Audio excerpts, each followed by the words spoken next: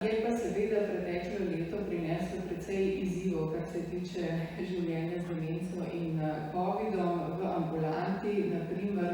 ki poteka pri nas na nevrološki kliniki vsakodnevno, smo opažali, da so pravzaprav tako svojci kot bolniki se velikokrat tudi v situacijah, ko ni bilo omejitve, da bi prišli v ambulanto, se temu pregledu odrekli. Tako da marsikateri od njih je torej svojo oskrbo, ki bi jo lahko, oziroma posvet pri nas, ki bi jo lahko dobil, ni bil deležen zaradi bojazni, zaradi občutka, da je ta bolezen pravzaprav zapostavljena. Marsikdo je tudi ob telefonskih kontaktih, ki smo jih izvajali v času, ko ambulante ni bilo moč izvesti, bil zelo presenečen, da pravzaprav se z njihovim stanjem kljub epidemiji ukvarjamo. Se pravi, to nam pove to, da je to delo, ki ga spominčica izvaja, zelo pomembno, pa vendar je še vedno potrebno našo družbo ozaveščati o vseh raznih vidikih demence. Sicer pa v sodobnem času se pravzaprav dogaja to, da se v diagnostičnem smislu premika ta čas pozornosti ljudem, ki bi lahko imeli demenco oziroma imajo zgodnja obdobja bolezni, ki še niso demenca, tako imenovana blaga kognitivna motnja ali morda samo subjektivni občutek določenih težav, ki dejansko ni tolikšen, da bi na dnevne aktivnosti sploh kakorkoli vplival. In v sodobnem pristopu, ki sicer neodvisno od sedanjega časa COVID-a, COVID namreč predvsem ovira ta pristop naprednik, torej prepoznavanju in tudi zgodnji intenzivni obravnavi bolnikov,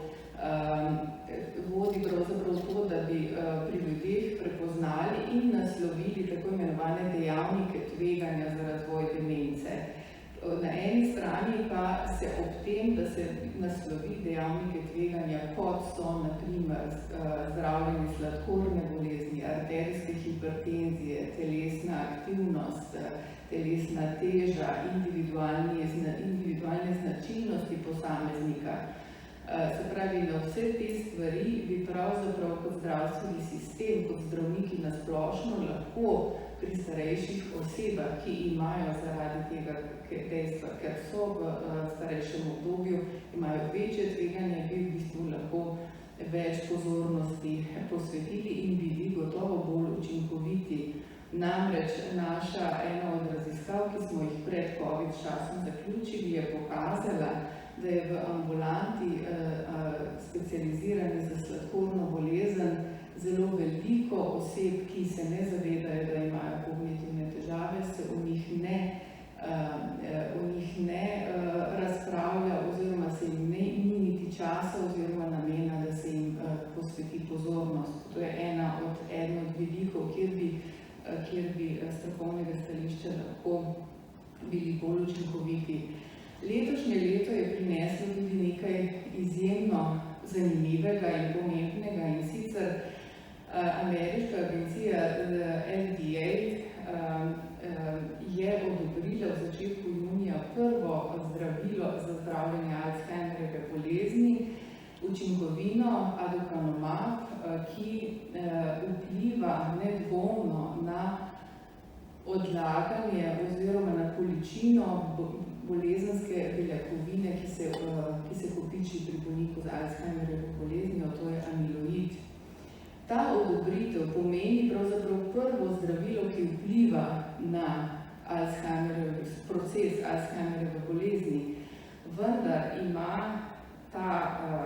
postopek in to dejstvo veliko problematičnih točk, namreč